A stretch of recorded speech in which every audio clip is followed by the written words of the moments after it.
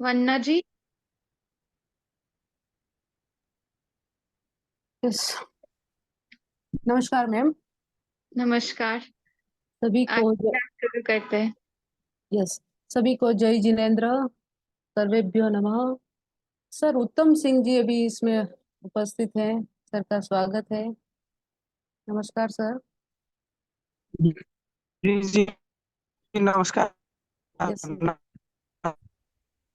आवाज कट रही है सर। प्रणाम सर। जी प्रणाम प्रणाम। तो कितने कैंडिडेट हैं इसमें? 21। शुरू करें मैम? जी।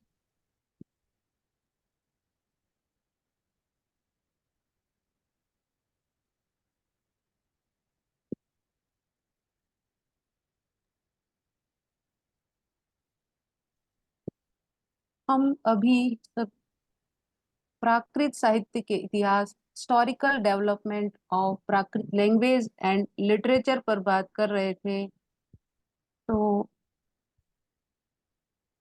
यहाँ तक आई थिंक कल तक बात हो गई थी। यहाँ तक यस, कि डिफरेंट डिफरेंट एरिया में और डिफरेंट डिफरेंट काल विशेष में OIA, MIA और NIA, इन तीन पीरियड में प्राकृत किस प्रकार भारत में अस्तित्व में रही और प्राकृत का क्या खासियत है, क्या विशेषताएं हैं, उसके बारे में हम सभी डिस्कस किया। Now western scholar working on Prakrit language, ये हमें सबको ही मालूम है कि वेस्टर्न स्कॉलर जो हैं उन्होंने सबसे पहले जैन आगमों के संपादन यानी क्रिटिकल एडिटिंग का कार्य शुरू किया था। इवन यहाँ के ऋषि मुनि आचार्य तो काम करते ही थे, लेकिन जिस प्रकार क्रिटिकल एडिटिंग की बात आती है पांडुलिपि मैनस्क्रिप्ट आदि को लेकर, तो वो सबसे पहले फॉरेन या वेस्टर्न वर्ल्ड में शुरू हुआ था। तो इसमें मैं कुछ खास नाम बता रही हूँ। अल्बर्ट पेबर ने भगवती सूत्र पर काम किया। हरमन जैकोबी का नाम बहुत ही फेमस है। आचारांग सूत्र, सूत्र कृतांग, कल्प सूत्र और उत्तरायण सूत्र, जैन सूत्र करके 2 वॉल्यूम में इनकी बुक आती है। और भी इन्होंने अनेक तरह के कार्य किए थे। J.G. ब्यूलर, इनका नाम बहुत फेमस है। Both of them first work on Prakrit text by making microfilm shooting from Jaisalmer research. Richard Pischel का कंपैरेटिव प्राकृत ग्रामर बहुत ही फेमस है। ई ल्यूबन का नया धम्म कहाओ। वॉल्टर शुब्रिंग ने भी जैन कैनोनिकल लिटरेचर में स्पेशली क्रिटिकल एडिटिंग का कार्य किया था। कल्पसूत्र, दशवे कालिक, इवन उत्तरायण सूत्र भी ऋषि भाषित और दूसरे दूसरे स्कॉलर ने भी कार्य किया।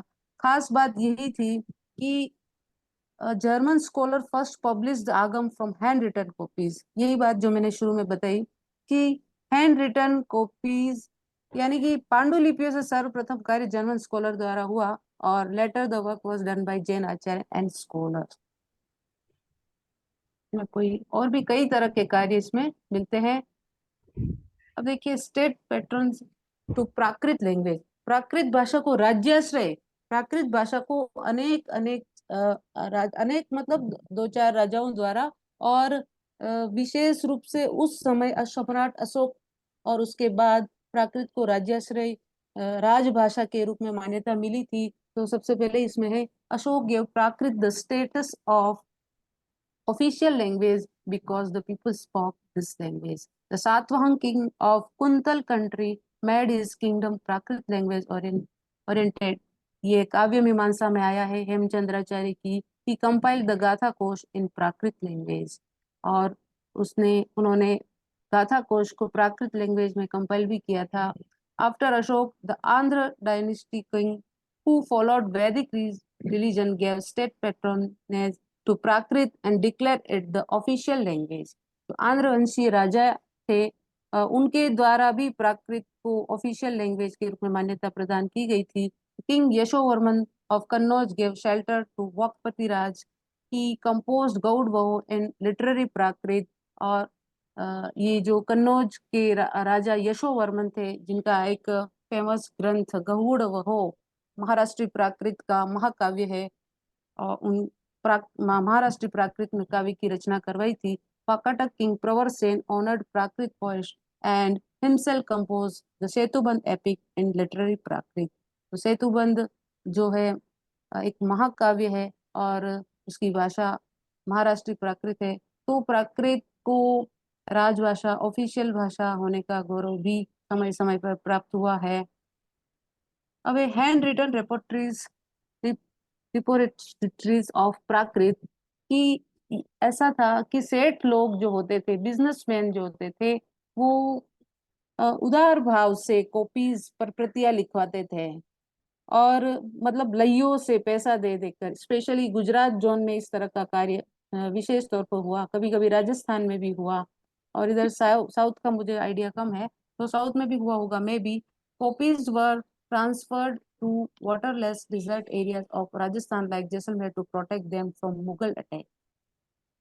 यानी इंडिया में न केवल विदेशी लोग आए, इवन मुगल कंट्री के लोग भी, यानी मुस्लिम मुस्लिम जो लोग थे उनका अटैक यहाँ पर हुआ था और समय समय पर हुआ था।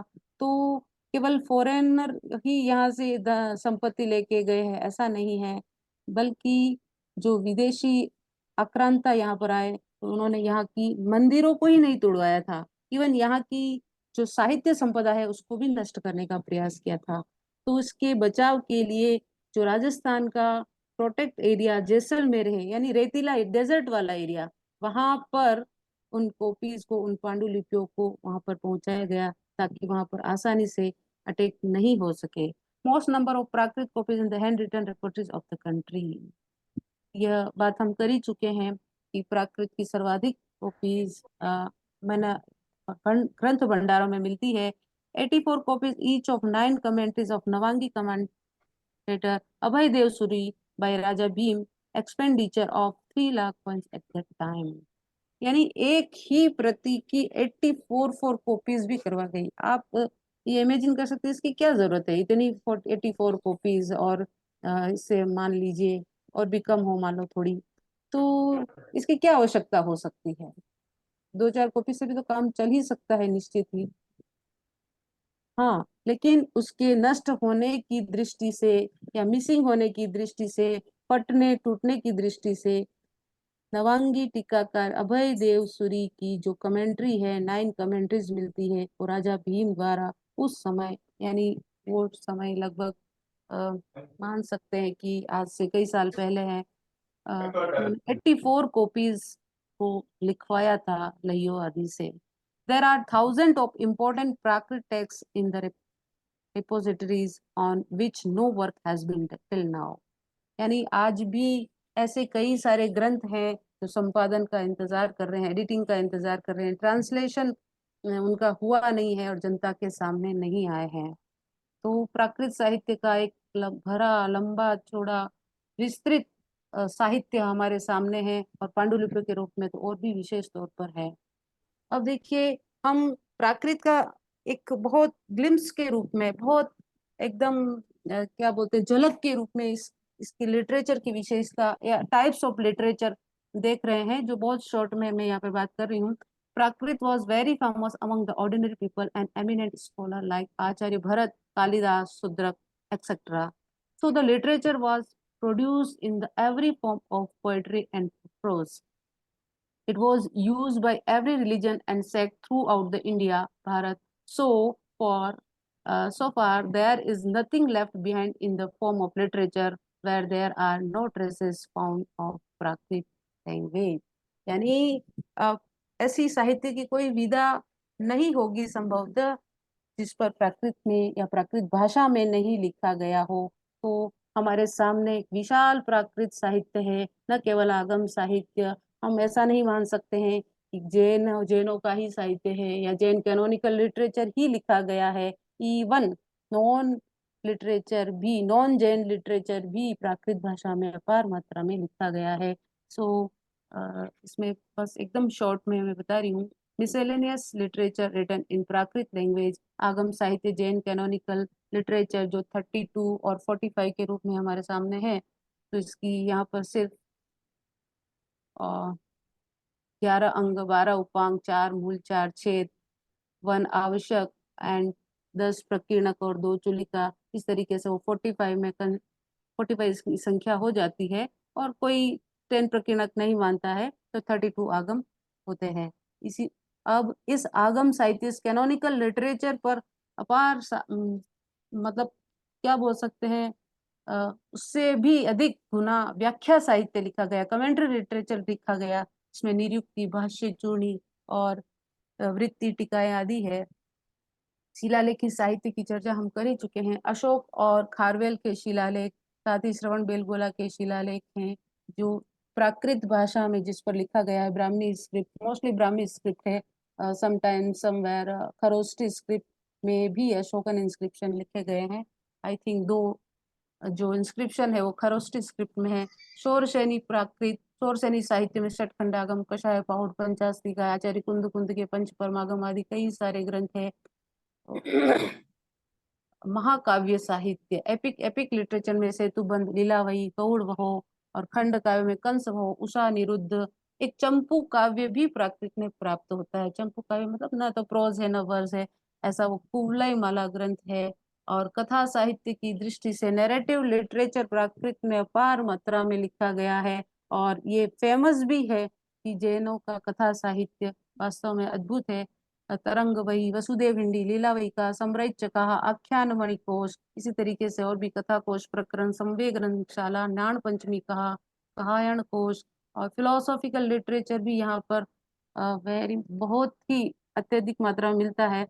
सन्मति तर्क प्रकरण, पंचास्तिकाय, कर्म और एथिक्स वाले विषय भी यहाँ पर प्राकृत भाषा में रचे गए। चरित काव्य प्राकृत भाषा में, महाराष्ट्री प्राकृत में विशेष तौर पर लिखे गए, जिसमें पौमचर्य, सुर सुंदरी चर्य, महावीर चर्य, कुमापुत्र चर्य, चौपन महापुरुष चर्य। एक सट्टक लिटरेचर भी प्राकृत की खास स्पेशलिटी है। मतलब न तो वो ड्रामा है और न ही वो नाटिका है। नाटिका के बेस पर जो बना हुआ है वो सट्टक लिटरेचर इधर प्राकृत का एक स्पेशलिटी जिसको बोल सकते हैं। तो 5 टाइप के 5 सट्टक यहाँ पर मिलते हैं और मुख्य रूप से ये एक लोक जीवन को बताने वाला है, various trend of folk life and it is perform throughout dance. और डांस इसमें इसकी खास उसमें शुरू से लेकर डांस का विधान इसमें निश्चित तौर पर होता है। It is propose is to certain the public through folk dance discussions, surprising event and various dimension of makeup. The word Sattak is native, which later become a common word in Sanskrit. Sattak has been defined in Karpur Manjari. तो कर्पूर मंजरी एक famous Rajshekhar Suri का सट्टक है। उसमें definition में आई भी है कि सो सट्टवोति भणई दूरम जो नाडी आई अणु अणुहरई किम उण एत्थ प्रवेशम विखंबाई। उसमें प्रवेशक और विष्कंभक ऐसे 2 पात्र अवश्य नाटिका अवश्य होते हैं। सट्टक फॉलोज नाटिका बट डज नॉट हैव प्रवेशक। इसमें प्रवेशक और विष्कंभक पात्र नहीं होते हैं। इसी के अलावा यहाँ पर एस्ट्रोलॉजिकल लिटरेचर, ज्योतिष साहित्य भी प्राकृत में प्राप्त होता है। और अंग विद्या, भद्रबाहु संहिता, गणि विद्या और इसके अतिरिक्त apart from this a lot of literature like chhand, जिसको meter literature, alankar literature, Puran literature, doha literature और scientific literature is also available in Prakrit language. So Prakrit भाषा साहित्य की दृष्टि से लिटरेरी एस्पेक्ट से बहुत ही रिच रही है।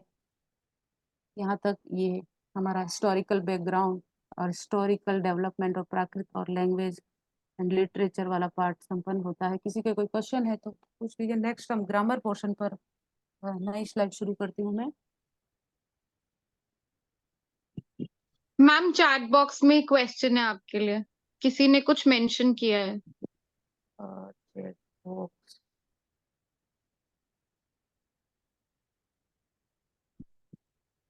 Andhras here being referred to Satvahan means Hello. yes, Pawan Ahmed. Yes, ma'am. Ma'am, actually, in one of the slides, there was a statement that the Prakrit got the official was actually called as the official language of Satavahanas or Andhras. So Yes. there was the word Andhra. So I just thought that was it used for the Satavahana dynasty or something else? Satavahana king थे quintal country. Satavahana king ने वो मुक्तक काव्य उसके समय हाल की गाथा Saptashati. Yes, ma'am. Yes, Okay. हाल की गाथा सप्तशती मुक्तक काव्य जिसको बोलते हैं प्राकृत में। Okay, okay, ma'am. Yes, Okay. Okay. Next slide शुरू करूं मैं, grammar portion.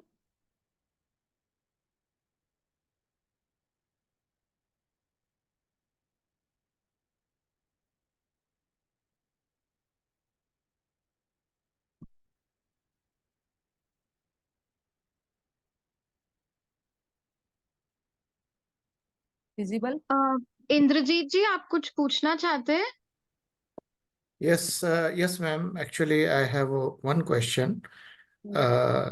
Just wanted to ask कि मैम ये प्राकृत लैंग्वेज सीखने के बाद जो आपने साहित्य बताए हैं हिस्ट्री में, प्राकृत लैंग्वेज के भाषा के जो साहित्य आपने बताए हैं, ये साहित्य क्या इजीली अवेलेबल हो पाएंगे? अगर हम लोग पढ़ना चाहें या उसकी स्टडी करना चाहें तो आर दे अवेलेबल इजीली?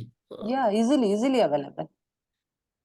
मतलब किसी संस्थान में जाके देखना पड़ेगा या ये एक्चुअली बुक के फॉर्म में ऑलरेडी पब्लिश्ड है? ये जो मैंने इसमें स्लाइड में ये जो बताया हाँ है जी, सो ऑलमोस्ट पब्लिश्ड है।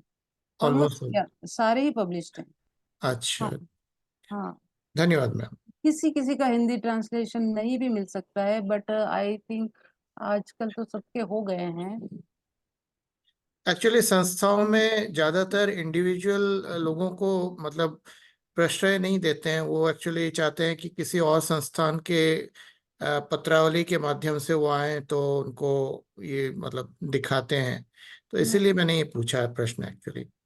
नहीं नहीं नहीं नहीं, आप दिल्ली में BLII, इधर LD इंस्टीट्यूट ऑफ इंडोलॉजी, जी, इधर कोबा और जैन विश्व भारती इंस्टीट्यूट लाडनू, वहां पर ये सब प्राकृत की बुक आपको ऑलमोस्ट मिलती है। और मिल भी जाएंगे। संस्थाओं, यस यस, पार्श्वनाथ विद्यापीठ वाराणसी, और परचेज करना चाहे तो वो भी है। जी, जी मैम, धन्यवाद मैम।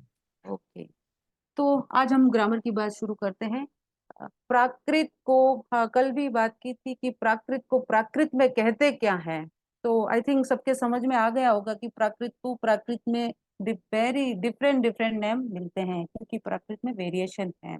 तो एक फिलहाल यहाँ कॉमन नाम मैंने रख रखा है पाई, नहीं तो एक पाऊ, इस तरह से भी मिलता है।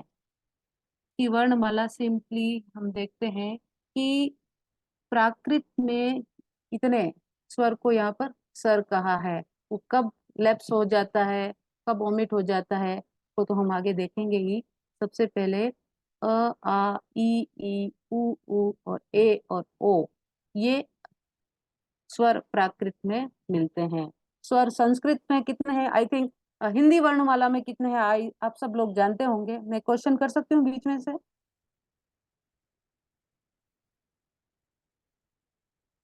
हम्म, मैं ये जानना चाहती हूँ जी कि मैम, जी मैम। वर्ण अल्फाबेट में हिंदी और संस्कृत कहें, उसमें कितने स्वर होते हैं, कितने व्यंजन होते हैं? आप ऑलरेडी इसके बारे में आपको आइडिया है? जी, जी, जी, जी, जी मैम। जैसे इसमें ए नहीं है, ओ नहीं है, अंग नहीं है, आह नहीं है। एक मिनट, क्या नहीं है आप बताएंगे? मैं इस पे लिखना चाहती हूँ। मैम इसमें जैसे ऊपर वाला जो ये दे रखा है सर 8, इसमें जैसे आय नहीं है, कौन और सा? ओ नहीं है, और अंग नहीं है। आप कह रहे ये नहीं है ऐसा? हाँ हाँ, यस मैम। और दूसरा? ओ, आओ, ओ, और एक है अंग। अंग बोले तो अनुस्वार। हाँ, ऊपर एक डॉट की मात्रा, हाँ, यस यस, अंग। अनुस्वार। और आह। आहा, तो बोलते हैं विसर्ग। जी मैम। मैम री भी नहीं है। री भी नहीं है। री री री। यस, और क्या नहीं है? या सारे हो गए इसी में कंप्लीट? मैडम लृ नहीं है, लृ लृ हम्म संस्कृत में लृ मिलेगा, हिंदी का नहीं जानता हूँ। संस्कृत में लृ, हाँ ड्रू। बस इसके अलावा और वोवेल में कुछ मिलता है? नहीं। ठीक है, तो देखिए, आप लोगों ने जो बताया कि ये प्राकृत में इतने स्वर मिलते हैं, अ आ ई, और नहीं है तो क्या है? आई नहीं है, औ नहीं है, री नहीं है, री नहीं है, और ये अनुस्वार वाला पोजीशन जो स्वर के अंदर कंसिडर हिंदी वर्णमाला में हम देखते हैं वो नहीं है, और ये विसर्ग जो है वो भी ऊपर स्वर के जगह पर ही बताया जाता है, वो नहीं है। इसके अतिरिक्त भी एक जो मिलता है दीर्घ री, लॉन्ग लॉन्ग री, वो भी संस्कृत में उसका एग्जिस्टेंस होता है, तो ये भी नहीं है प्राकृत में। This is also not in Prakrit, ये भी नहीं। 99% ये भी नहीं, ये भी 99% नहीं। ये जो है वो एक्चुअली न तो वोवेल है, न ही कंसोनेंट है, अनुस्वार एक अलग ही है, उसका हम बात करेंगे, और ये है विसर्ग। ठीक है, इतनी बात हो गई। तो आप समझ गए कि प्राकृत में कौन कौन से स्वर नहीं है। आंसर साथ में देना होगा। जी मैम, जी मैम। तभी आगे बढ़ पाएंगे। ऐ औ रु रु लृ। हम्म ठीक है, तो कितने हो जाते हैं? आई, आउ, री, री, ली, और एक लरी, उसका लॉन्ग ली भी होता है, तो ये प्राकृत में नहीं है। सो अब इसमें ह्रस्व कितने? ह्रस्व यानी शॉर्ट वोवेल अ ई उ, और लॉन्ग वोवेल जो है आ ई उ ए और ओ, तो कितने हुए लॉन्ग? 5, और शॉर्ट कितने हुए? 3। ओके, ध्यान से देखिएगा। अब देखिए, सबसे पहले ये जो स्वर और व्यंजन में जो बात आती है, ये वर्ण है। वर्ण, वर्ण कहते किसको हैं? तो ईच कंप्लीट साउंड और basic unit of sound is called वर्ण। Another name of word is akshar. For example, a, ka, kha. There are two type of word in Prakrit: vowel or consonant. Consonant. One, the letter which do not require the help of any other letter for pronunciation are called word. Vowel are as follows: a, e, ये आपको दिख रहा है इधर, ई, उ, री, और ये लॉन्ग री एंड री, ए, आई, ओ और आउ।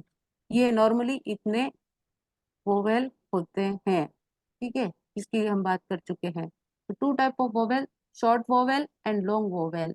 शॉर्ट वोवेल का क्या क्राइटेरिया है? शॉर्ट वोवेल किसको बोलते हैं? हम्म कोई संस्कृत हिंदी ये सब पढ़े हुए होंगे ना ऑलरेडी। एक जिसको मात्रा उच्चारण काल, में हाँ, एक मात्रा काल जिसको लगता है उसे कहते हैं ह्रस्व, हाँ, शार्ट, हाँ, एक मात्रे भवेत ह्रस्व, द्विमात्रे दीर्घ उच्यते, दीर्घ, हाँ, त्रिमात्रश्च कृतो ज्ञेयो, व्यंजनम और वर्धमात्रकम। व्यंजनम चार्धमात्रकम। इस तरह से कोटेशन आता है, गाथा आती है। सो जिसमें शॉर्ट वोवेल हैव नो मात्रा। ओके, इसमें कोई मात्रा नहीं होती है। लॉन्ग वोवेल हैव 2 मात्रा। संस्कृत हैज प्लुत स्वर। प्लुत स्वर जिसमें क्या होता है? 3 मात्राएं होती है, विच हैज 3 वोवेल और मात्रा। यानी लॉन्ग और शॉर्ट तो हम समझ गए कि शॉर्ट में मात्रा ही नहीं है, लॉन्ग में 2 मात्रा, और प्लुत स्वर जो होता है, जो प्राकृत में नहीं होता है, उसमें 3 मात्रा यानी 3 वोवेल वहां पर होती है। ओके, तो इसकी डेफिनेशन समझ में आ गई। ये है प्राकृत में शार्ट में 1 मात्रा होता है मैडम, हाँ शार्ट में 1 मात्रा होता हाँ है। 1 मात्रा कह सकते हैं, बट उसके लिए अलग से यूं कोई साइन नहीं होता है, साइन नहीं होता, मात्रा तो एक होती ही है, उसके लिए कोई साइन साइन नहीं है। ओके, तो शॉर्ट वाला वोवेल हुआ ई उ री और री, ये जनरल बात हो रही है। अब प्राकृत में क्या नहीं होता है वो आगे हम देख ही रहे हैं। और लॉन्ग वोवेल में आ ई उ री ए आई ओ औ। और प्लुत स्वर व्हेन समवन इज कॉल्ड और समन, यानी जब कोई बुलाता है, आवाज देता है, पुकारता है, तो the last vowel of the word takes more time to pronounce then the long vowel, it is called pluta. जैसे एग्जाम्पल, मैं बुलाती हूँ हे राम, अरे, हे प्रभु, आगच्छः, इसमें एक एग्जाम्पल दे रखा है आगच्छः, यानी इसमें 2 से 3 4 से ज्यादा मात्राएं आ रही है। तो इस टाइप के जो प्लुत वोवेल है उनको प्लुत वोवेल कहते हैं, और वो प्राकृत में नहीं मिलते हैं, संस्कृत में मिलते हैं। ओके, तो ये कंसेप्ट क्लियर हुआ शॉर्ट, लॉन्ग एंड प्लुत का। ये सब आप एकदम ध्यान से देखिएगा, मैं पूछूंगी। अब देखिए प्राकृत में क्या नहीं होता है। There is no pluta vowel in Prakrit. In Prakrit the vowel ri ri री और री आर नॉट यूज्ड। प्राकृत में ये नहीं, उसका उपयोग नहीं होता है। There are only the following 8 vowel, जिसकी बात कर चुके हैं। The above mentioned vowel have been divided into 2 part. वापस वही शॉर्ट एंड लॉन्ग। यस, ये यहाँ पर ध्यान रखिएगा, शॉर्ट में ए भी आ रहा है, ओ भी आ रहा है, कि आगे हमने फर्स्ट स्लाइड में कहा था ये शॉर्ट एंड ये लॉन्ग। शॉर्ट कितने बताए थे? शॉर्ट कितने हैं?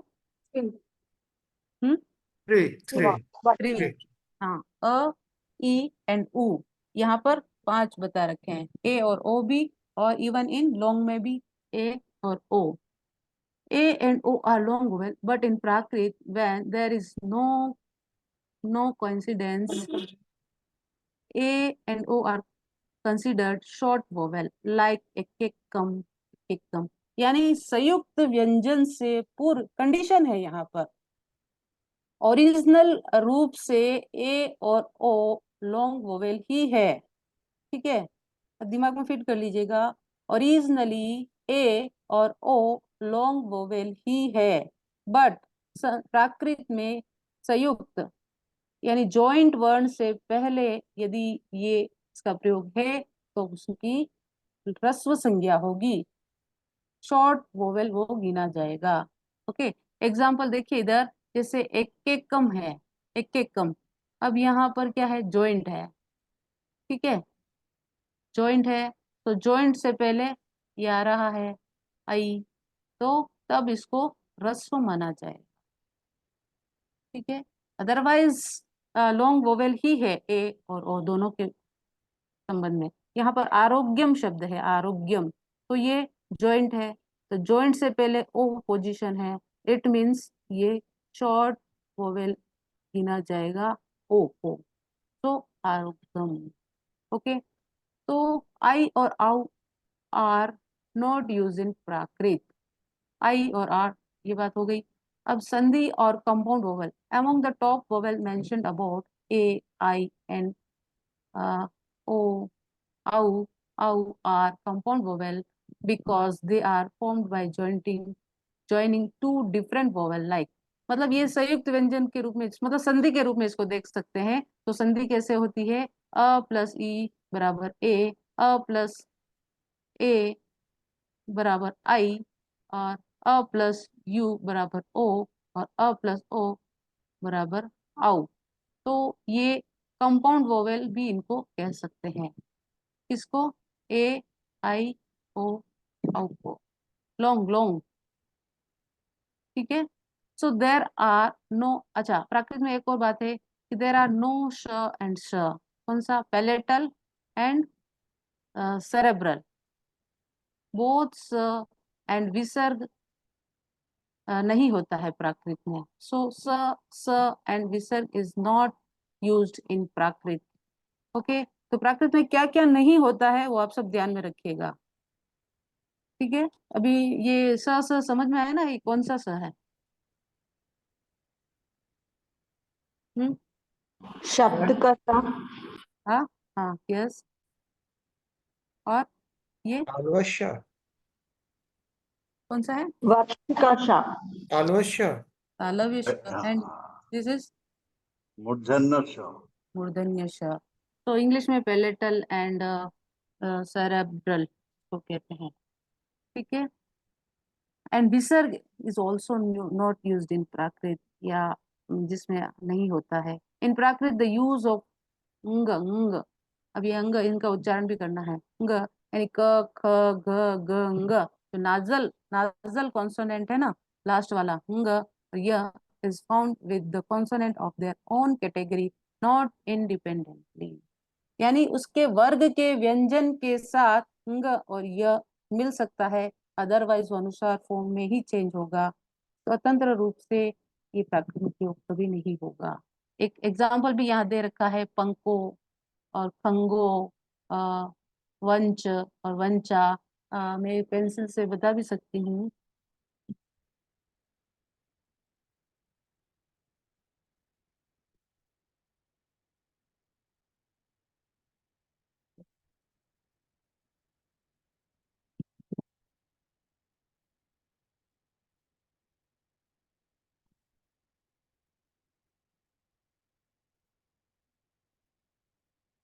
देखिए,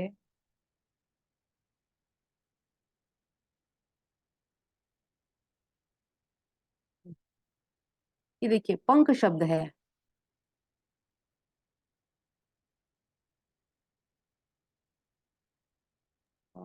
मैम थोड़ा लेफ्ट स्क्रॉल कर लीजिए।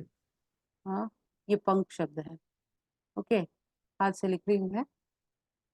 अब देखिए ये पंख, और हिंदी इंग्लिश में कहेंगे तो एन के ए, ये इसके ऊपर ये है।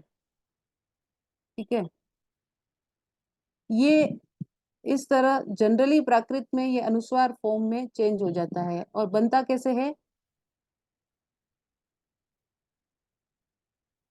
ऐसे, ये नाजल कॉन्सोनेंट, इसके साथ क, ये पंक, ये विसर्ग नहीं है, पंक, इसको इंग्लिश में लिखते हैं ऐसे, ई ए एन, एन के ऊपर ये, और ये पंक। ठीक है, तो ये पोजीशन प्राकृत में हो सकती है। कब हो सकती है? जब वर्ग के व्यंजन के साथ हो। तो वर्ग यहाँ बताए हैं 5 वर्ग, क वर्ग, च वर्ग, ट वर्ग, त वर्ग और प वर्ग। कितने वर्ग हैं? वोवेल कॉन्सोनेंट के कितने वर्ग हैं? 5 वर्ग, हाँ, क 5 वर्ग। वर्ग, क वर्ग, क च ट त प। हाँ, क च ट त और प। तो ये जो अंग आ रहा है इसका वर्ग के साथ ही है, इसी का ही है ये नाजल। सो इस तरह का प्रयोग प्राकृत में मिल सकता है, नहीं तो अदरवाइज हमेशा नाजल जो है अंग और य के अनुस्वार फॉर्म में चेंज हो जाता है। ओके, ठीक है, इसी तरीके से ये और भी एग्जाम्पल है। आई थिंक आपको क्लियर हुआ होगा, सभी को समझ में आया? मैम एक बार फिर से बता दीजिए। अच्छा, एक दूसरा एग्जाम्पल, तो किसको समझ में आया? मैडम प्राकृत में इसका एक हम्म, लिख के दिखाइए। हाँ ये मैम हम्म, मैम ये नहीं समझ में आया जो आपने बताया है। हाँ हाँ, जैसे ये वंच शब्द है, वंचा,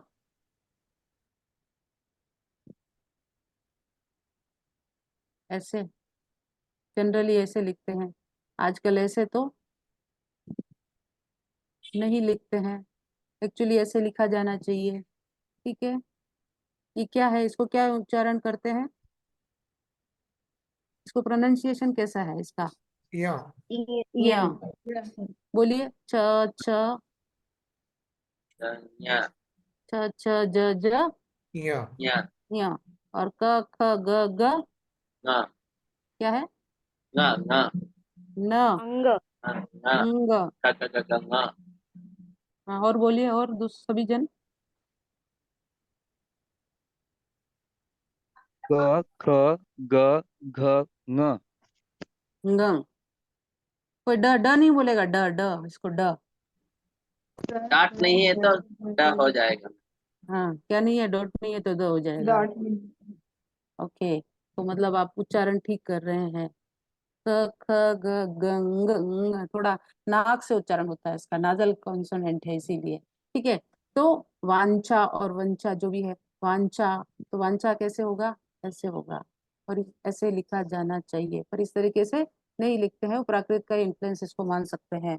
ओके, प्राकृत में इस तरह की पोजीशन मिल सकती है। क्यों मिल सकती है? क्योंकि ये वर्ग के व्यंजन के साथ आया है, इस जॉइंट में भी आया है, तो च वर्ग का अंतिम नाजल है ये, है ना, फिफ्थ, पांचवा कॉन्सोनेंट कौन सा है इसका, च वर्ग का?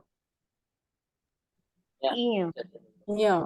ओके, सो इस तरह की पोजीशन प्राप्त में गलत, प्राकृत में गलत नहीं मानी जाती है।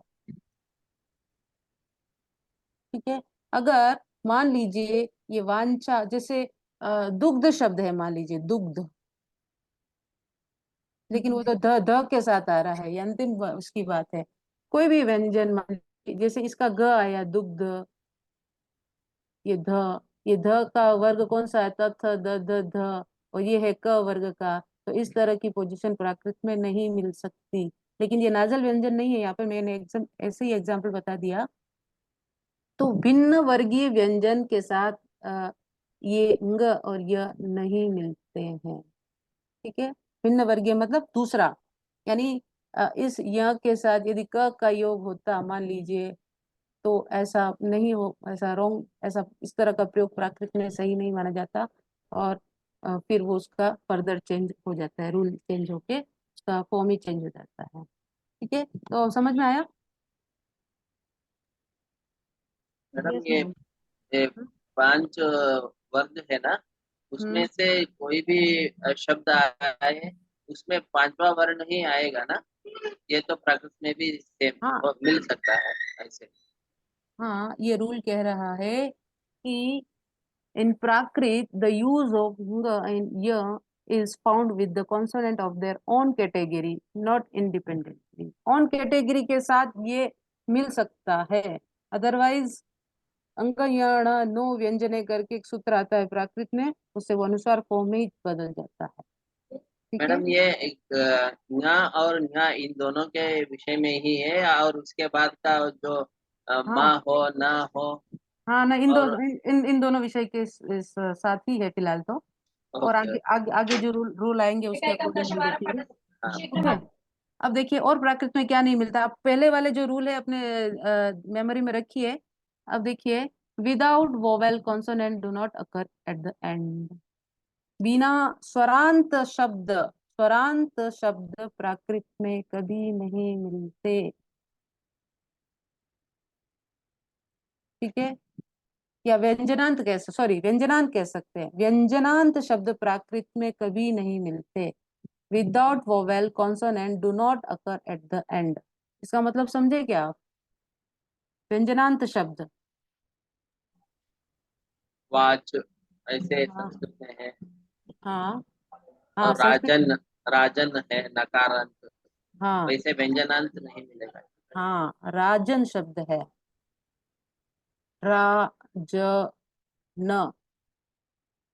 ठीक है, तो ये किस टाइप का है, ये क्या चीज है, इसको क्या बोलेंगे? नकारांत व्यंजन ना। नकारांत, नकारांत है। दूसरी बात क्या है, स्वर रहित है। हाँ, ठीक है, तो इस तरह की पोजीशन प्राकृत में प्राप्त नहीं होती है। यहाँ लिखा है कि without vowel consonant do not occur at the end, middle में मिल सकता है। ओके, स्टार्टिंग में भी जनरली इस तरह का पोजीशन नहीं दिखे मिलती है, बहुत रेयर केसेस में कुछ कुछ एग्जाम्पल मिलते हैं। तो हलंत शब्द नहीं मिलता है, इसका तात्पर्य। व्यंजनांत हलंत शब्द बीच में मिल सकता है, एंड में कभी नहीं मिलेगा। हाँ ओके। लेकिन संस्कृत में तो बहुत मिलता है, संस्कृत में तो भरमार है इस चीज की। अब देखिए, no consonant in use alone without a vowel in the form क च ट त थ। ये देखिए, no consonant is use alone without a vowel in the form. Consonant का मतलब क्या होता है? कॉन्सोनेंट किसको बोलते हैं? मतलब जो स्वर की सहायता से उच्चारित किया जाते हैं उसको कॉन्सोनेंट बोलते हैं। तो no consonant is use alone without a vowel in the form क च ट त थ। ये भी एक है। Dual form is not available in Prakrit. Dual form मतलब ड्यूल फॉर्म किसको कहते हैं?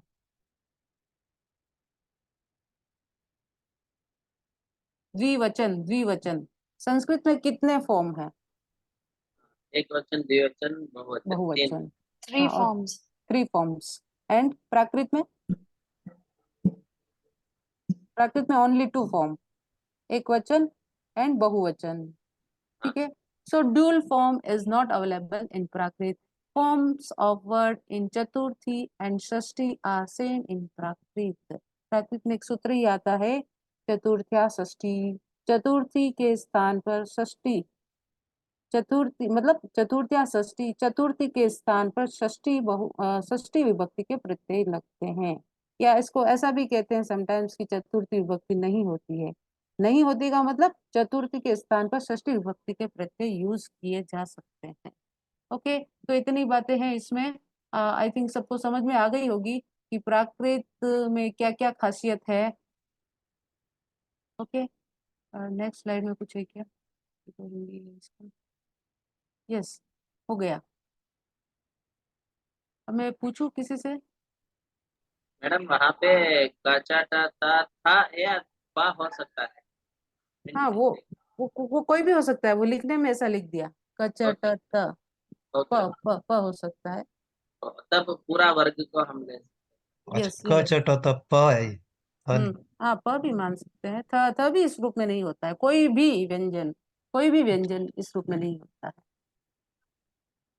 ठीक है। ओके, तो प्राकृत में क्या डिफर है? प्राकृत की खासियत अभी आप बता सकते हैं? द्विवचन नहीं होता और चतुर्थी एंड षष्ठी नहीं होती है। चतुर्थी एंड षष्ठी नहीं होती है, षष्ठी तो होती ही है। तो इसमें तो लिखा हुआ है नीचे the form of word chaturthi and shashthi are same in Prakrit. Same in Prakrit. या इसको मैं ऐसे कह सकती हूँ कि चतुर्थी के स्थान पर षष्ठी विभक्ति के प्रत्यय लगते हैं। यस, यूज होते हैं, प्रयोग किया जाता है। हलंत शब्द नहीं होंगे, द्विवचन नहीं होगा। हाँ, ये जरूर कह सकते हैं चतुर्थी नहीं होती है, या चतुर्थी अगर यूज होती है तो उस पर षष्ठी विभक्ति के प्रत्यय यूज होते मैम इसका एक एग्जांपल दे सकते हैं आप? हैं। इसका एग्जाम्पल हम कारक पढ़ेंगे तब अवश्य देंगे। अभी अच्छा, हाँ, अभी आप बताइए कि क्या क्या संस्कृत से कैसे कैसे डिफर है प्राकृत? प्राकृत प्राकृत में हलन जो होता है वो लास्ट में नहीं होता। लास्ट एंड में में नहीं होता। और मतलब वो इसको क्या बोलते हैं? व्यंजनांत शब्द प्राकृत में कभी नहीं प्राप्त होते। ठीक है। हाँ, ओके। और एंड दो रूल मतलब कि एक वचन और बहुवचन में होता है, द्विवचन प्राकृत में नहीं होता। ड्यूल फॉर्म नहीं होती है। और next? And short and long form, जिसमें शॉर्ट में 3 एंड लॉन्ग में 5। बट वहां पे भी एक कंडीशन है। या हाँ, ए और ओ, वो हाँ, शॉर्ट में भी यूज होता है और लॉन्ग में तो होता ही है। ओके। क्यों? जब संयुक्त अक्षर आगे होता है तब वो ह्रस्व समझा समझना। संयुक्त व्यंजन से पहले अगर ऐसी हाँ, कंडीशन है व्यंजन वो से पहले शॉर्ट अगर शॉर्ट वॉवल तब वो शॉर्ट कहलाएंगे। ओके। तब स्टार्ट। और प्राकृत में क्या? मैडम यार अलावा कुछ होता है मैडम प्राकृत में? अभी अभी चल रहे हैं, नेक्स्ट चल रहे हैं। ओके। यस। और प्राकृत में क्या नहीं होता है? हम्म संधि संधि का यहाँ क्वेश्चन नहीं है। देखिए स स पैलेटल एंड सेरेब्रल और विसर्ग, विसर्ग भी प्राकृत में प्राप्त नहीं है। अनुस्वार भी नहीं। अनुस्वार तो बहुल है, अनुस्वार बहुलता है, प्राकृत की खासियत यही है, स्पेशलिटी कि प्राकृत अनुस्वार बहुल है। बहुत। हाँ हाँ। यस अरे, यस ओके। और री री री री ये भी ये प्राकृत। हाँ री ड्रिल आई री आई नहीं आई होता है। हाँ आई और आई आओ। हाँ एक आध एग्जाम्पल को छोड़कर अदरवाइज 99% आई और औ प्राकृत में और प्राप्त। आउ नहीं होता इस है। तरह के एग्जाम्पल नहीं मिलते हैं। ओके, तो ये हमने जान लिया कि स्वर की क्या स्थिति है और स्वर कितने होते हैं। ये अल्फाबेट से इसे आप देख भी लीजिए। पहली वाली स्लाइड कौन सी है? यस, रोमन के साथ। मैडम एक ही कम इसमें आई हमको मिल रहा है ना, उसको प्राकृत में हम लेते नहीं है मैडम। एक इसको ही एक, कम। हाँ तो एक हो गया ना, दो मात्रा की जगह एक मात्रा होगी। मतलब वो आईकार का स्वीकरण होता है या नहीं मैं आपको प्राकृत में? बताऊंगी, एक आध एग्जाम्पल ऐसे मिलते हैं, अदरवाइज नहीं मिलते हैं। हाँ। ओके, यहाँ देखिए आप, ये वेलर गुटरल जिसको बोलते हैं कंठ, कंठ ये पैलेटल यानी तालव्य, फिर ये है मूर्धन्य। ओके, कंठ, तालव्य, मूर्धन्य कौन से है?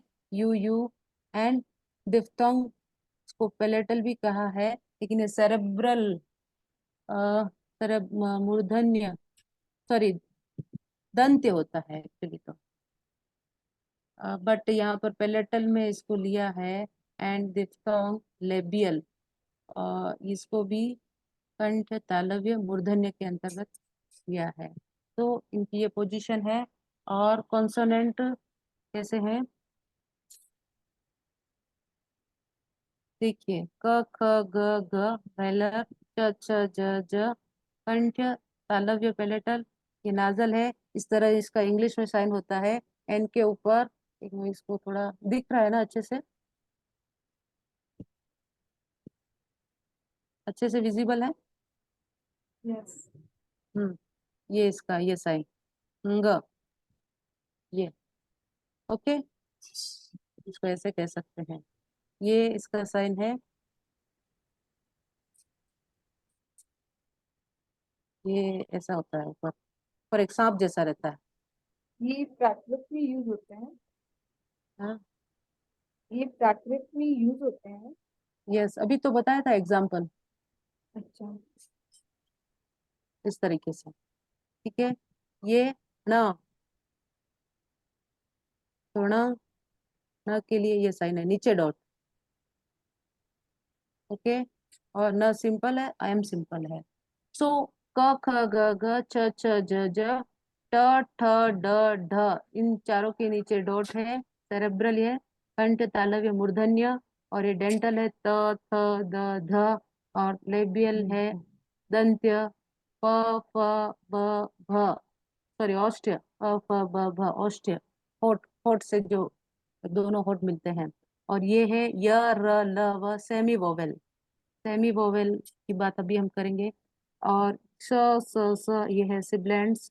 और अनुस्वार एम के नीचे डॉट, इस तरीके से अनुस्वार इंग्लिश में। और ये है इसका उच्चारण का तरीका। विसर्ग, विसर्ग यानी एच, एच के नीचे डॉट। और ये है महाप्राण, एस्पिरेट। ओके, तो आप पूरा ये वोवेल और कॉन्सोनेंट समझ में आ गया होगा कि कौन से वर्ग में क्या है और किस तरह से इंग्लिश में लिखते हैं, उसका उच्चारण कैसे होता है, और एक्चुअल ये लिखा कैसे जाता है। सो ड, और इसको ड नहीं समझना है, ये डॉट है, और इसको त्र नहीं मानना है, ये ऐसा है। ओके, सब क्लियर है? हम्म हाँ मैडम। Yes ma'am.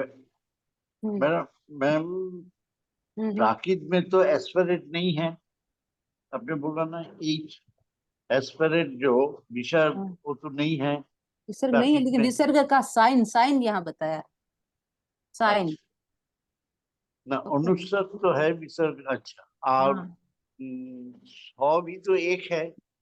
हाँ, यस, क्या कह रहे हैं आप? तालुबस्व मूर्धन्यस्व ये साइन सिबलेंट ये समझने के लिए कि इंग्लिश में इसको कैसे ठीक है, लिखा जाता है और ये ठीक है, एक्चुअली सिबलेंट, हाँ इससे, हाँ, लेकिन एक्चुअली नहीं है, हाँ नहीं है, यूज नहीं होते हैं। यूज नहीं है। हाँ, ओके, बस। हाँ। अब है अयोगवाह और मात्रा। यस, मैंने कहा ना कि यहाँ पर एक मात्रा, इसमें दो मात्रा है। ये वैसे आप सब लोगों को मालूम है I think. Apart from vowel and consonant there are 2 more symbols which are called ayogavaha. They are anusvara and visarga. ये अयोगवाह कहलाते हैं, अनुस्वार और विसर्ग। मतलब ये कहाँ पे हैं, क्या वोवेल है क्या कॉन्सोनेंट है, तो ये इनको क्या बोलते हैं, इनको अयोगवाह कहते हैं। ठीक है, यहाँ पे अनुस्वार एक डॉट दी मेरे से हुआ नहीं, बाकी इसको यहाँ ब्रैकेट में अयोगवाह मतलब एक ऐसे डॉट जैसा है कि विसर्ग। This are used only after vowel. और इस खास बात क्या है कि ये स्वर के बाद ही इसका उपयोग होता है। किसका, अनुस्वार और विसर्ग दोनों का। ठीक है, when vowel are added to consonant there are remain symbolic, they are called मात्रा। ठीक है, तो ये मात्रा में इस तरह से कॉन्सोनेंट में जब जुड़ते हैं तो इस तरह की मात्रा इनके साथ ऐड होती है। आ ई उ ये मात्रा आप सब परिचित है। There are no symbol for short, मतलब ए के लिए कोई सिंबल नहीं है। When it is added to consonant then the solution symbol of consonant is remove like yes. तो कॉन्सोनेंट कैसा होगा, ए इसमें प्लस होता है तब ऐसा होता है के ए, के एच ए, जी ए, ग, और ये दीर्घ लॉन्ग ग मीन्स जी एच ए, और ये एन के नीचे डॉट, तो क ख ग ग ng। कैसे उच्चारित करेंगे, क ख ग ग ng, नाक नाक से उच्चारण थोड़ा। हाँ, सॉल्यूशन कॉन्सोनेंट विदाउट ए। अब विदाउट ए कैसे उच्चारित होंगे, यानी हलंत फॉर्म में, तो के एच, जी और जी एच, और ये ng, एन एन के नीचे डॉट। आई थिंक सब आपको समझ में आया है। अब प्राकृत के व्यंजन जिसकी बात हमने की थी और इनको कहते क्या हैं, तो ये फर्स्ट जो है, फर्स्ट और थर्ड वर्ग का फर्स्ट और थर्ड लेटर है अल्प प्राण, और सेकंड और फोर्थ जो है वो महाप्राण। ठीक है, और फिफ्थ जो है वो नाजल साउंड है जो अल्प प्राण होता है।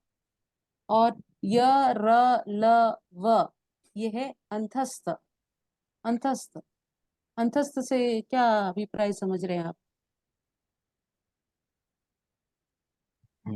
य र ल व हाँ, य र ल व चार है, स नहीं है, सॉरी, अंतस्थ।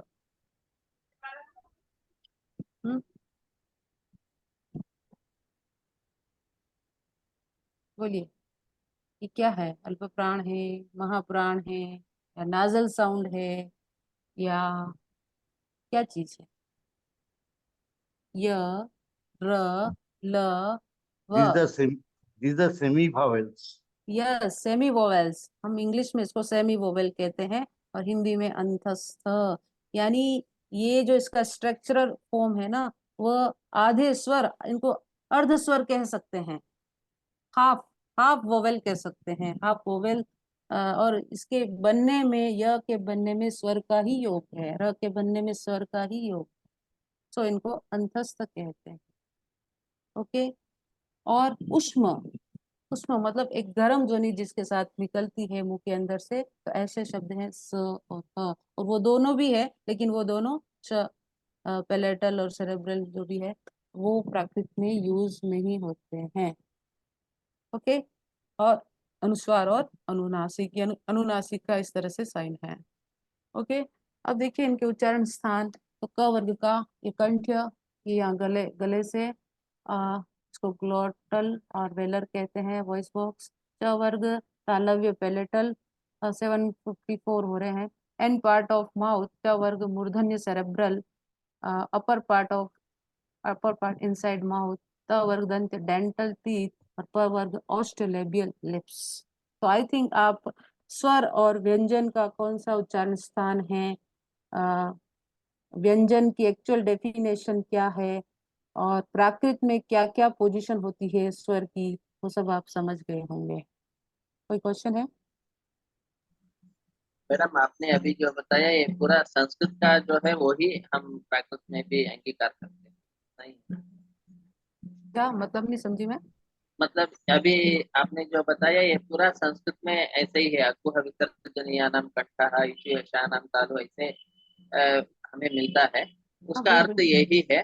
बिल्कुल। ऐसे ही प्राकृत में भी हम ऐसे ही मान जाते हैं ना, हाँ मान उसका सकते हैं, उच्चारण से।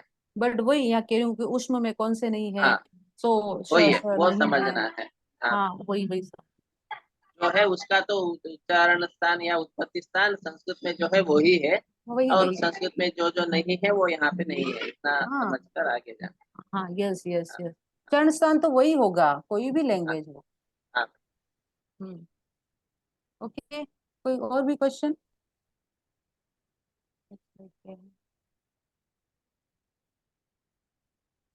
इतना ही, सब क्लियर है? मैम जी कुछ क्वेश्चंस है मेरे पास आए हैं, मैं आपको चैट बॉक्स में शेयर कर रही हूँ। हाँ 12 और 14, can you provide names of month, days and number up to 20 in Prakrit please? Yes, हम प्रोवाइड जब आगे पढ़ेंगे मैं प्रोवाइड करूंगी ऑफ कोर्स। और 12 या 14 and 33 consonants I think। No no, Prakrit में 33 कॉन्सोनेंट नहीं होते। अब आप बताइए प्राकृत में कितने कॉन्सोनेंट होते हैं? 25, कितने? 25, 25। नहीं, कैसे 31, हाँ 31। बताइए कॉन्सोनेंट कौन कौन से हैं प्राकृत में, आप पहले बोलिए। एंड उसमें दो नहीं होते, एक गंगा वाला और एक पंच वाला नहीं होता है। हाँ ठीक है, 23 हो गए फिर। गिनिए। सी नॉर्मली 5 क टाइम्स प्लेस होता है, राइट? का वर्ग, च वर्ग, ट वर्ग और ये वर्ग, और ईच क में 5 होते हैं, तो 25 होने चाहिए मेरे हिसाब से। बट उसमें आपने बोला दो नहीं होंगे, लास्ट वाले, नहीं नहीं गंगा वाला और पंच वाला। नहीं मैम नहीं 25 ये होगा, क्या बोलते, 25 फर्स्ट वर्ण होगा व्यंजन, 4 अंतस्थ है और 2 कुसुमा है, कुल मिला के 31। ये कितने में 25, 26, 27, 28, 29, 30, 31, कितने हो रहे हैं? 31। और यहाँ पर इन दो को हटा दें तो 29। ये तो वर्ग के व्यंजन के साथ यूज हो सकते हैं अपने क्लास, अपने वर्ग के व्यंजन के साथ, अदरवाइज ये नहीं होते हैं, ऐसा है प्राकृत में कंसेप्ट। या सो 33 माइनस टू 31 होने चाहिए फिर। 31। अब एग्जैक्ट आंसर कौन सा बताएगा? Then 31 we will change it to 31। देखिए, ओके, क ख ग ग 4, क छ छ ज ज 8, फिर ट ठ ड ढ ण, फिर 12 13, फिर 14 15 16 17 18 19 21 22 23 24 25 26 27 28 29 और 30। लेकिन प्राकृत में यहाँ पर ये पोजीशन भी होती है। कितना हुआ? 4 4 8 12 13 23 24 25 26 27 28 और 29, 29 हो रहे हैं। 29 हो, हाँ 29 हो रहे हैं। और ब और व का अभेद है प्राकृत में, अगर इनको अभेद मानते हैं तो 28, अदरवाइज प्राकृत में 29 कॉन्सोनेंट होते हैं। बवयोर लभेद सूत्र भी आता है, जैसे ब के लिए व शब्द इस्तेमाल होता है या व के लिए ब शब्द इस्तेमाल होता है कई सारे जोन में, उधर उड़ीसा में और बंगाल में इवन, तो वहां पर इनमें अभेद माना जाता है।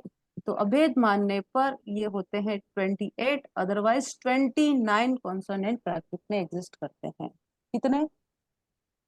29। 29। 29। रजनीश जी 28 क्लियर। हाँ 28, अगर ब और व को सेम मानेंगे तो। ओके ठीक है ना। और संस्कृत में 33 होते हैं विद अनुस्वार एंड अनुनासिक, एंड वो को डिफरेंशिएट करके, एंड गंगा एंड पंच वाला यूज करके टोटल 33 होते हैं, एंड इसमें से 4 चले गए, सो 29 प्लस ब और वो को एक मानेंगे तो 28। ओके ओके तो कितने हैं कॉन्सोनेंट? 28 8 या और 28 29। ओके यहाँ तक हो गया क्लियर? कोई या दिक्कत? यहीं तक मैम रखना मैम एक मैम क्वेश्चन है, 3 क्वेश्चंस और हैं। मैम एक क्वेश्चन और है। एक मराठी में वर्ड होता है ल जैसा, ल जो हाँ इन्फिनिटी जैसा दिखता है नीचे से। अड़ा बोलते हैं जिसको। अड़ा अड़ा हाँ मुझे प्रोनाउंस करना नहीं आता, बट वो मराठी में ही होता है और ल जैसा ही यूज करते हैं उसको, बट संस्कृत में भी ना ना संस्कृत मराठी में भी में भी मंगलम।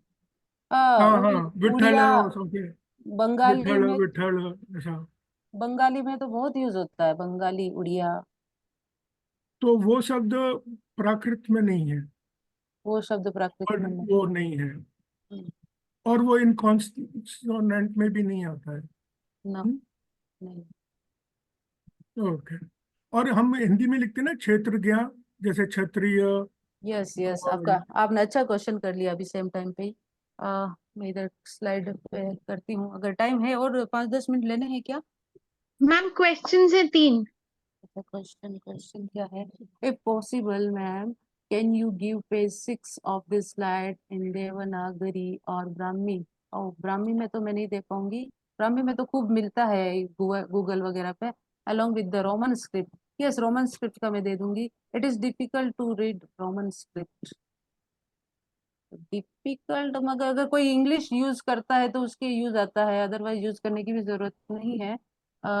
नेपाली, भूटानी, गुरमेशी, Tibetan language from Indonesia considered as Prakrit. ये कहना मेरे लिए अभी इतना आसान नहीं है कि नेपाली, भूटानी, गुरमुशी, Tibetan language from Indonesia considered as Prakrit, but similar कुछ शब्दों का इन्फ्लुएंस जरूर होगा। सीता माता was Nepalese. Did she spoke Prakrit or Nepalese? Oh, Sita माता नेपालीज, ये थोड़ा पौराणिक चीजें एक्चुअली, मुझे इसके बारे में बहुत आइडिया तो नहीं है। नेपाल जनक, जो भी है जनक देश, और जनकपुरी में उनका जन्म हुआ, और वो कौन सी भाषा बोलती थी? ये देखिए ऐसा है कि वो जो रामचरितमानस है ना, रामचरितमानस जो तुलसीदास जी ने बनाया था अवधी भाषा में, या वो जो भी भाषा में, अवधी भाषा में आई थिंक, तो वो अवधी भाषा, अगर किसी ने रामचरितमानस पढ़ा है तो वहां पर वो प्राकृत वाले फॉर्म जरूर है अवधी भाषा। ठीक है, हिंदी की खड़ी बोली अवधी, और मगही, इस तरीके से ब्रज ब्रज भाषा भी, ब्रज और अवधी। तो अगर वो इन्फ्लुएंस से ये क्वेश्चन है कि वो नेपाल में थी, वो नेपाल की थी और वो प्राकृत में बोली है, तो रामचरितमानस का यदि स्टडी करते हैं तो वो प्राकृत के प्रभाव वाला ही भाषा वहां पर अवधि।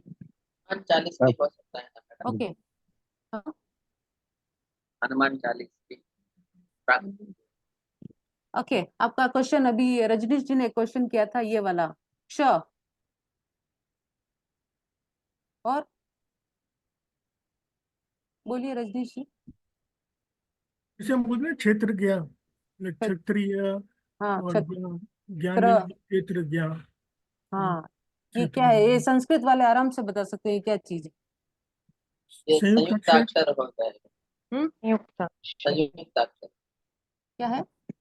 संयुक्त अक्षर। संयुक्त। ख आ मिलाने से क्ष होगा, र आ मिलने से त्र होगा, और ज्ञा के लिए अ, जा और उसका 5वां अक्षर दोनों मिलने से ज्ञा होगा। ओके तो ये जॉइंट अक्षर है रजनीश जी, जॉइंट का प्लस ये स जो है, ये मिलके और इसका होता है क्ष, क्षत्रिय वाला। ठीक है ओके, क प्लस स, कौन सा? मूर्धन्य। ठीक है। और ये त्र तो सिंपल है, त प्लस र, त्र। और ये जो य है, और इसके उच्चारण में अलग अलग जोन में बहुत डिफरेंस मिलता है। ज्ञान, ज्ञान, ज्ञानेश्वर, ध्यान, ध्यान का भी ज्ञान इस तरीके से मिलता है। सो ये है ज प्लस, ये पीछे वाला दिखाई दे रहा है क्या, ज प्लस य, जी। तो ये मिलके बनता है य। ओके, तो कभी आपने डिक्शनरी देखी होगी तो ये जो य है वो एंड में नहीं आता है। आपने की संस्कृत डिक्शनरी या और भी डिक्शनरी, तो वो ज के वहां पर ये ज के बाद में फिर ये य आता है, अल्फाबेटिकली आता है। ठीक है, ओके, क्लियर, स्पष्ट। तो आई थिंक वर्णमाला और प्राकृत में क्या डिफरेंस है संस्कृत से, तो वो सब आपको समझ में आ गया है। और इसके बाद हम अभी स्वर परिवर्तन, स्वर का स्वर में चेंजेस, स्वर का व्यंजन में चेंजेस, फिर कॉन्सोनेंट का क्या चेंजेस मिलता है, वो हम आगे पढ़ेंगे। ओके, इतना ही रखें। किसी का कोई क्वेश्चन है? वंदना मैम, मेरा एक क्वेश्चन है। यस। हाँ मैम, ये जो ज ञ जान है, जैसे इसको साउथ इंडिया में ज्ञान बोलते हैं, DNYN, और कहीं पे इसको ज्ञान बोलते हैं। लेकिन मैं इसमें ये जैसे नान से सारम आया रो, ज और ञ बन के बाद में न बन जाता है, नान से सारम आया। हाँ, तो प्राकृत में तो इसके लिए सूत्र ही है, तो योणत्वे ये भी विद्या। एक देखने वाली बात है कि इसका जो जो पंचम वर्ण है, द नेजल साउंड जो है वो जंप करके ण बन जाता है। वो एक बार हम देखेंगे बात में कैसे बनता है।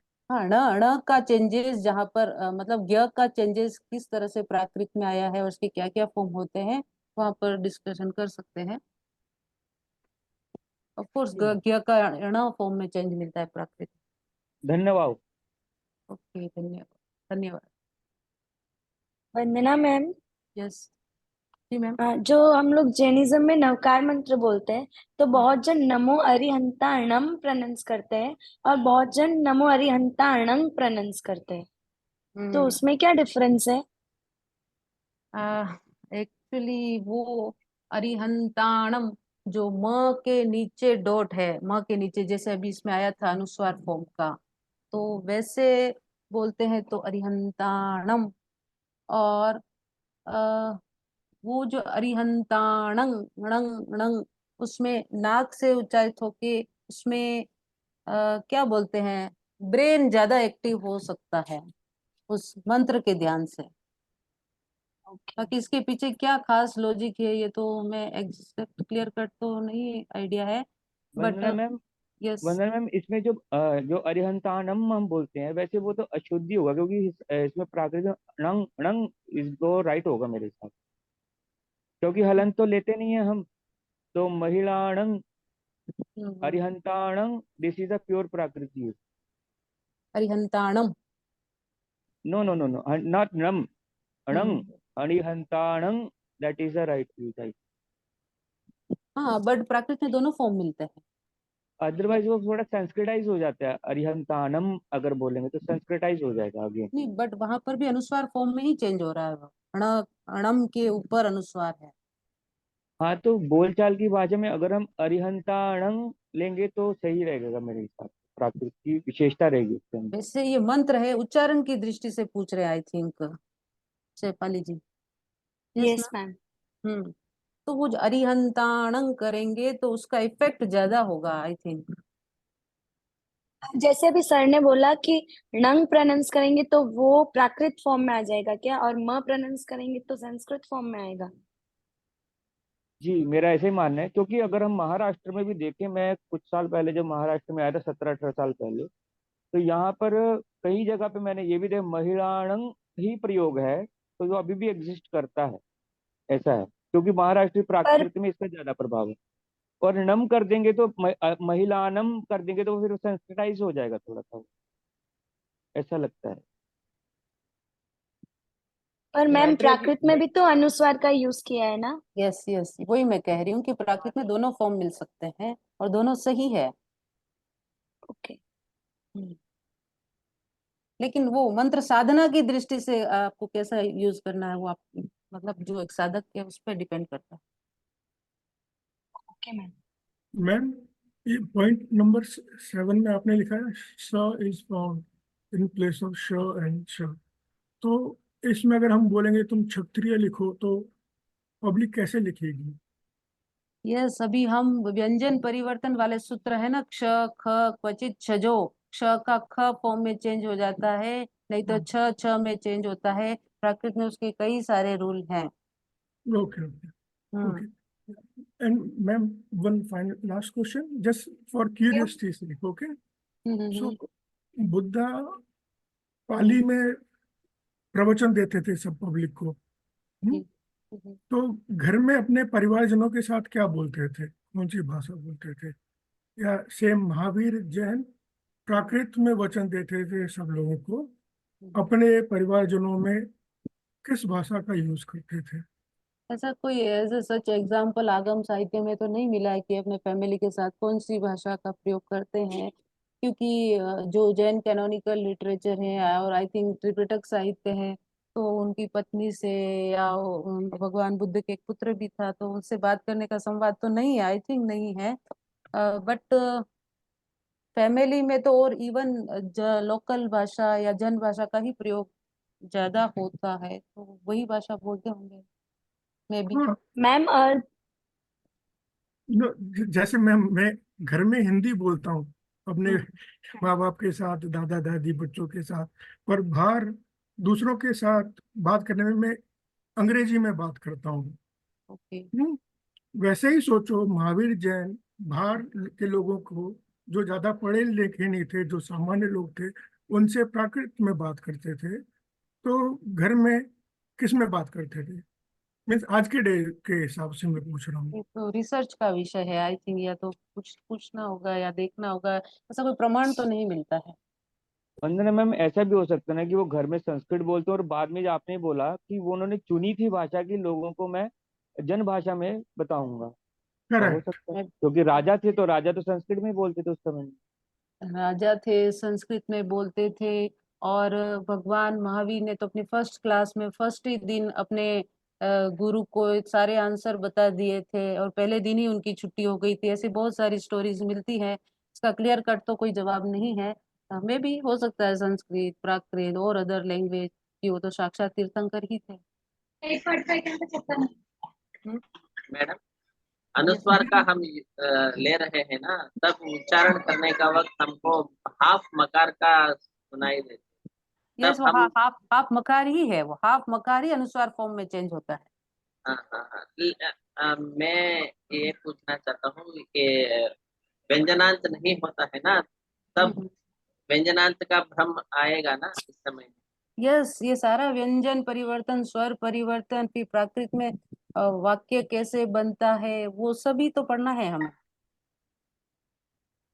मैम एक और थॉट है मुझको लास्ट। जैसे आपने बताया था अर्ली प्राकृत 1600 बीसी से 600 बीसी तक का टाइम पीरियड था अर्ली प्राकृत। 1600 बीसी से 600 बीसी अर्ली और ओल्ड इंडो आर्यन जिसको कहते हैं। अच्छा, मीन्स तो 1600 से पहले, 1600 बीसी से पहले क्या बोली जाती थी लैंग्वेज? लैंग्वेज बोली जाती थी कि उस समय लोग गूंगे हुआ करते थे? नहीं, गूंगे नहीं, बिल्कुल गूंगे नहीं थे। भाषा, हम तो लिटरेचर में जो एग्जाम्पल, कल भी ये बात हुई थी आई थिंक, कि लिटरेचर में जो एग्जाम्पल मिले हैं उसी के बेस पे बात कर रहे हैं कि उस समय भी प्राकृत अस्तित्व में थी, और उससे पहले यानी जनता जो बोलती थी तो प्राकृत की भाषा थी ही, और विद्वानों की जो भाषा थी, पंडितों की भाषा थी, वो संस्कृत भाषा थी। या बट 1600 बीसी से पहले भी तो जनता आपस में बोलती होगी ना, तो उसको भी पहले भी प्राकृत क्यों नहीं बोला जाता? 1600 से पहले की भी लैंग्वेज को भी प्राकृत क्यों नहीं बोला जाता? ऑफ कोर्स बोलते ही थे ना, बोलते ही थे। लिटरेचर हमारे पास उसके बाद का है, ऋग्वेद। ऋग्वेद सबसे पहले लिखे गए। जैन आगम साहित्य के साथ तो ये था कि लिखने की परंपरा ही नहीं थी, सो बाद में लिखा गया। त्रिपिटक साहित्य उससे पहले लिख लिया गया, हालांकि भगवान बुद्ध महावीर सेम कंटेम्परेरी थे, तो भाषा नहीं थी ऐसा तो कुछ भी नहीं है। हम बात कर रहे हैं लिटरेचर के आधार पर, या इंस्क्रिप्शन हो तो इंस्क्रिप्शन के बेस पर, या और कोई कॉइन्स पे कुछ लिखा हो तो उसके आधार पर बात करते हैं। भाषा नहीं है ऐसा तो है ही नहीं। ओके, तो वंदना भाषा मैम, की जिस एक हमको पता नहीं है और हम उसको प्राकृत भी नहीं बोलना चाहते। प्राकृत तो जन भाषा है, वो प्राकृत ही है। प्राकृत का मतलब ही आम बोली होती है, आम पब्लिक की भाषा होती है। प्राकृत तो उसका एक नाम है और बाद में व्याकरण आदि के रूप दिए हैं। क्यों कंफ्यूजन मैडम इधर है, क्योंकि हमने उसको एक लोअर बाउंड दे के वंदना रखा है ma'am, 1600 BC। Sir, it's been 8:15 now. Shall we wrap up the session and we can continue this tomorrow? Yeah, definitely. Thank Thank you. you so much, everyone. We'll see you tomorrow at same time, 7 p.m. Thank you so much. Thank you, ma'am. Thank you सभी को Yeah, धन्यवाद। thank you, everybody. Thank you. Thank you. Thank you. Thank you.